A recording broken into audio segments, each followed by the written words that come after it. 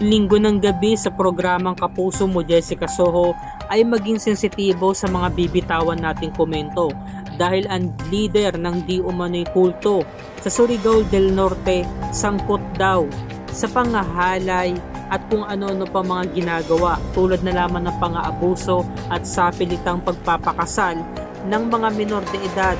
Ang kwento ng mga di umano'y pang-aabuso sa mga dating miyembro ay nagsalita na at mapapanood natin ngayong linggo. Ayon sa story ni Beth, pinifix marriage niya yung mga menor de edad. Hindi sila pwedeng lumabas hanggat hindi sila ikinakasal. Kapag napag-alaman na tumakas ka, may parusa. Tinatakot ako ng pamilya mo. Hindi ka na makakapunta sa langit kasi yung kasalanan ng iba ay nasa iyo. Nakakatakot talaga kasi parang hindi siya ordinaryong tao sa aking paningin.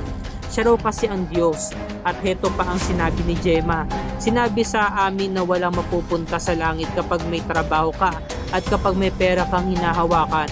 Marami ng mga matatanda, mga senior na namamatay. May pension sila pero sa natatanggap nila, yung 40% kinukuha sa kanila.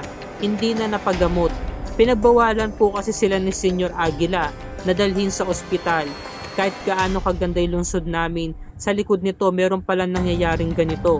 At heto ang kinuwento ni Daisy. Napakahirap ng buhay namin doon. Lahat ng mga bata pinupwersa nila nang dapat magtrabaho, dapat may ginagawa. At heto pa ang sinabi ni J. Rense Hilario aka Senior Aguila. Hindi yan totoo, puro lang po yan haka-haka. Kahit nga libutin ninyo yung buong paligid dito, mapayapa naman kami rito. Bakit kami ginaganito? Wala naman nangyayaring ganyan. Sino ba sa kanila ang nagsasabi ng katotohanan? Malalaman natin ang resulta ng investigasyon kung totoo ba ang mga binabato sa kanya na mas kilala bilang si Senior Aguila. Yan ang sabay-sabay natin pakatutukan ngayong linggo ng gabi.